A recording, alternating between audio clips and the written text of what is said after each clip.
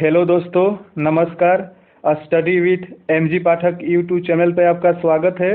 इस वीडियो में राज्य का स्वरूप एवं तत्व टॉपिक से प्रश्नों को हल करेंगे जो पॉलिटिकल साइंस विषय से संबंधित है। तो इस वीडियो का पहला प्रश्न देख लेते हैं। पहला प्रश्न है, अरस्तु के अनुसार राज्य कैसा है?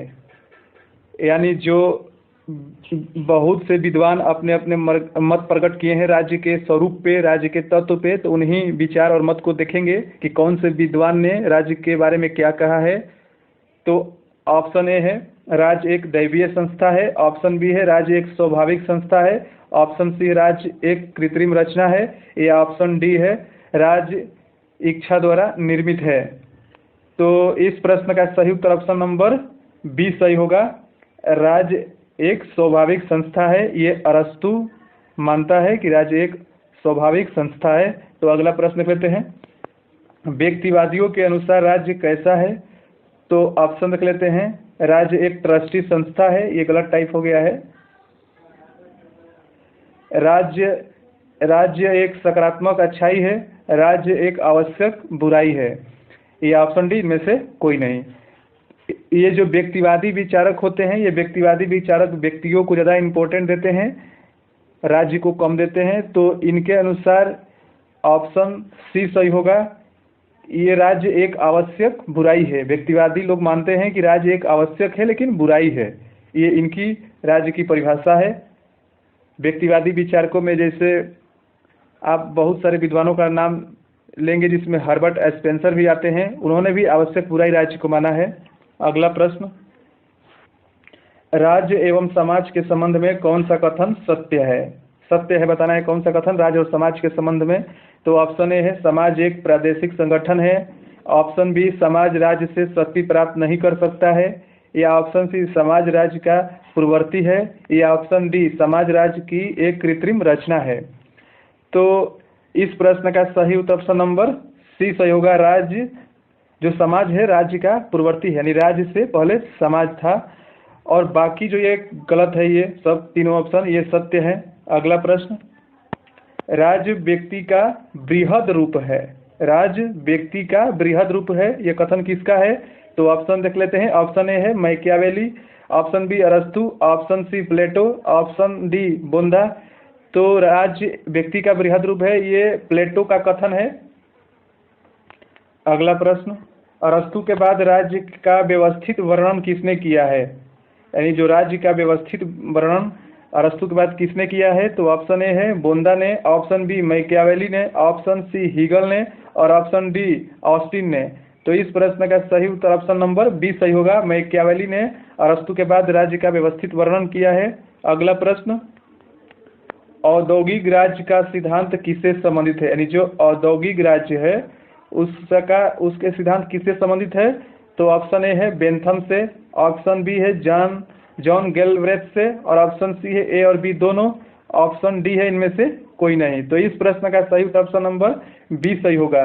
जॉन गैल्ब्रेथ जो है ये औद्योगिक राज्य का सिद्धांत प्रतिपादित किए हैं, इसलिए ऑप्शन नंबर बी सही होगा। अगला प्रश्न, राज्य पृथ्वी पर ईश्वर का अवतरण है, यह किस विचारधारा की मान्यता है?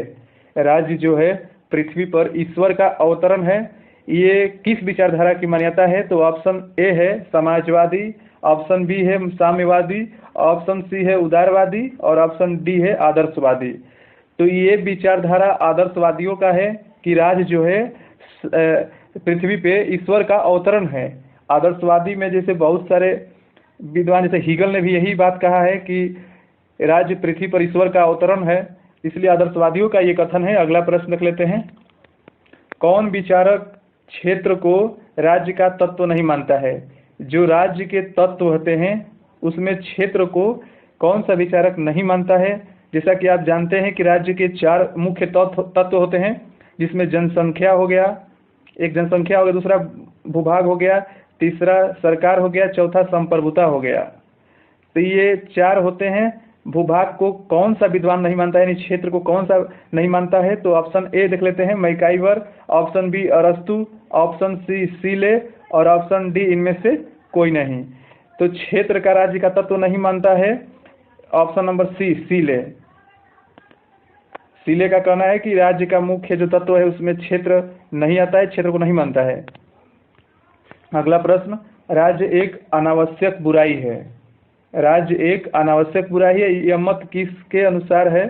तो ऑप्शन ए है फांसीवादियों के अनुसार, ऑप्शन बी है समाजवादियों के अनुसार, ऑप्शन सी है मार्क्सवादियों के अनुसार और ऑप्शन डी है अराजकतावादियों के अनुसार। तो इस प्रश्न का सही ऑप्शन नंबर डी सही होगा। अगला, ये आप इसको समझ लीजिए कि अनावश्यक बुराई है। हमने पहले एक प्रश्न देखा था जिसमें आवश्यक बुराई उसमें था, तो आवश्यक बुराई किसने कहा था? तो व्यक्तिवादी विचारधारा के जो लोग थे उन्होंने कहा था कि राज्य आवश्यक है लेकिन बुराई है। और ये लोग कह रहे हैं कि जो अराजकतावादी हैं वो कह रहे हैं कि राज्य एक अनावश्यक बुराई है, माने आवश्यक भी नहीं है और बुराई भी है। तो ये ऑप्शन डी सही होगा। अगला प्रश्न, राज्य का लोप हो जाएगा, राज्य का लोप हो जाएगा यह कथन किसका है? तो ऑप्शन ए है जे एस मिल, ऑप्शन बी है कार्ल मार्क्स, ऑप्शन सी है अरस्तू और ऑप्शन डी है इनमें से कोई नहीं। तो राज्य को राज्यविहीन वर्गविहीन जो समाज की स्थापना करना चाहता है वो कार्ल मार्क्स है, इसलिए इसका ऑप्शन नंबर बी सही होगा, कार्ल मार्क्स। अगला प्रश्न, राज्य एक प्राकृतिक संस्था है, यह कथन किस विद्वान का है? राज्य एक प्राकृतिक संस्था है। तो ऑप्शन ए है बेंथम, ऑप्शन बी है मैकियावेली, ऑप्शन सी है अरस्तू और ऑप्शन डी है उपरोक्त सभी। तो राज्य एक प्राकृतिक संस्था के रूप में अरस्तू है यही मानता है, ऑप्शन नंबर सी सही होगा। अगला प्रश्न, कल्याणकारी राज्य में प्राथमिकता किस तत्व की होती है? यानी जो कल्याणकारी राज्य उसमें प्राथमिकता किस तत्व की होती है? तो ऑप्शन ए है प्रेस की स्वतंत्रता, ऑप्शन बी है व्यक्ति की गरिमा और ऑप्शन सी है धर्म की स्वतंत्रता या ऑप्शन डी है संपत्ति की स्वतंत्रता। तो कल्याणकारी राज्य में प्राथमिकता किस तत्व की होती है? तो ऑप्शन नंबर बी सही होगा, व्यक्ति की गरिमा का जो है प्राथमिक तत्व होता है कल्याणकारी राज्य में, यानी सब व्यक्ति गरिमापूर्ण जीवन जीने के लिए उनका अधिकार है। अगला प्रश्न, हीगल के बारे में बार्कर का कथन है, यानी हीगल के बारे में बार्कर क्या कह रहा है? तो ऑप्शन देख लेते हैं। ऑप्शन ए है हीगल का दर्शन दो विश्व युद्ध के प्रमुख कारण है, ऑप्शन बी हीगल एक आदर्शवादी दार्शनिक है, ऑप्शन सी हीगल ने राष्ट्रीय राज्य को रहस्यमयी क्षैतिज तक पहुंचा दिया है या ऑप्शन डी उपरोक्त सभी। तो हीगल के बारे में बार्कर का कथन ऑप्शन नंबर सी सही होगा। ये हीगल के बारे में बार्कर कह रहा है कि हीगल ने राष्ट्रीय राज्य को रहस्यमयी क्षैतिज तक पहुंचा दिया है, इसलिए ऑप्शन नंबर सी सही होगा। अगला प्रश्न, राज्य व्यक्ति से पहले है, राज्य व्यक्ति से पहले यह कथन किस विद्वान का है? तो ऑप्शन ए है जॉन लॉक का, ऑप्शन बी है रूसो का, ऑप्शन सी है प्लेटो का और ऑप्शन डी है अरस्तू का। तो ये ऑप्शन नंबर डी सही होगा, अरस्तू का यह कथन है कि राज्य व्यक्ति से पहले है। अगला प्रश्न, सबसे निकृष्ट राज्य भी सबसे उत्कृष्ट अराजकता से अच्छा है, यह विचार किस विद्वान का है? यानी सबसे जो निकृष्ट राज्य भी है वो सबसे उत्कृष्ट अराजकता से अच्छा है, यह किस विद्वान का मत है? तो ऑप्शन ए है लॉक, ऑप्शन बी है रूसो, ऑप्शन सी है हॉब्स और ऑप्शन डी इनमें से कोई नहीं। तो इस प्रश्न का सही ऑप्शन नंबर सी सही होगा। हॉब्स का ये कथन है कि निकृष्ट राज्य अच्छा है उत्कृष्ट अराजकता से। अगला प्रश्न, राज्य और समाज के संबंधों में कौन सा कथन गलत है? तो ऑप्शन ए है समाज और राज्य अपने कार्यों में एक दूसरे से भिन्न है, तो गलत बताना है। तो ऑप्शन बी देखते हैं, समय के हिसाब से समाज राज्य से पहले है या ऑप्शन सी राज्य का कार्य क्षेत्र समाज के कार्य क्षेत्र सदैव समवर्ती है या ऑप्शन डी इनमें से कोई नहीं। तो इस प्रश्न का सही उत्तर ऑप्शन नंबर सी सही होगा, क्योंकि गलत बताना है तो गलत यही है, राज्य का कार्य क्षेत्र समाज के कार्य क्षेत्र से सदैव समवर्ती, जबकि समवर्ती नहीं है, क्योंकि इसमें ऑलरेडी पहला प्रश्न ऑप्शन कह रहा है कि समाज और राज्य अपने कार्यों में एक दूसरे से भिन्न है, ये सही है, और समय के हिसाब से समाज राज्य से पहले यह भी सही है। तो ये दोनों कथन सही है, लेकिन गलत बताना है तो इसलिए ऑप्शन नंबर सी सही होगा। अगला प्रश्न, राज्य के स्वरूप के बारे में निम्नलिखित में से कौन सा कथन सही है? यानी राज्य के स्वरूप के बारे में जो कथन दिया गया है इनमें से कौन सा सही है बताना है। तो ऑप्शन देख लेते हैं। ऑप्शन नंबर ए, राज्य अपने में एक साध्य है, ऑप्शन बी राज्य साधन एवं साध्य दोनों है, ऑप्शन सी राज्य न साधन है न साध्य है, ऑप्शन डी इनमें से कोई नहीं। तो इस प्रश्न का सही उत्तर ऑप्शन नंबर बी सही होगा, क्योंकि राज साधन भी है और साध्य भी है। कुछ जो विद्वान मानते हैं कि राज साधन है, जिससे आदर्शवादी जो विचारक होंगे वो मानेंगे कि राज्य एक साध्य है, और जो व्यक्तिवादी विचारक होंगे वो राज्य को एक साधन के रूप में मानेंगे और व्यक्ति को साध्य मानेंगे। इसलिए राज साधन और साध्य दोनों हैं, ये उपयुक्त सही होगा। अगला प्रश्न, कौन सा तत्व कल्याणकारी राज्य के सिद्धांत से मेल नहीं खाता है?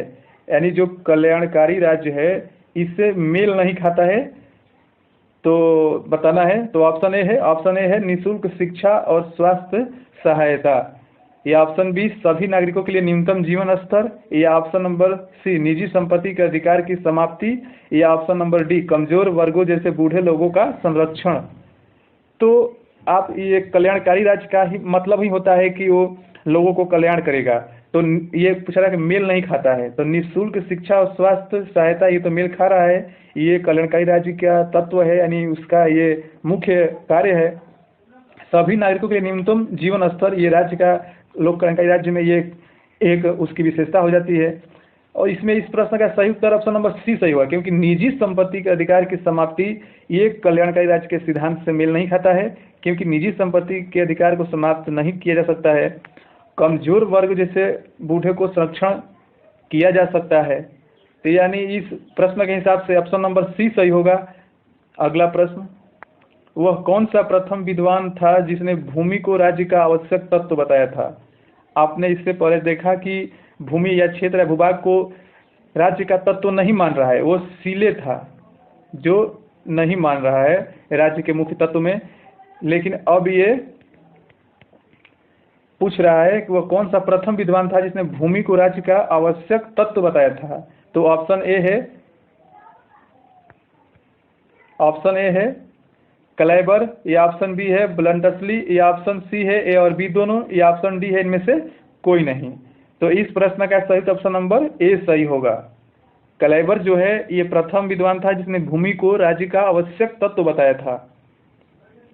अगला प्रश्न, राज्य के लिए कॉमनवेल्थ शब्द का प्रयोग किसने किया था? यानी राज्य के लिए कॉमनवेल्थ शब्द का प्रयोग किसने किया था?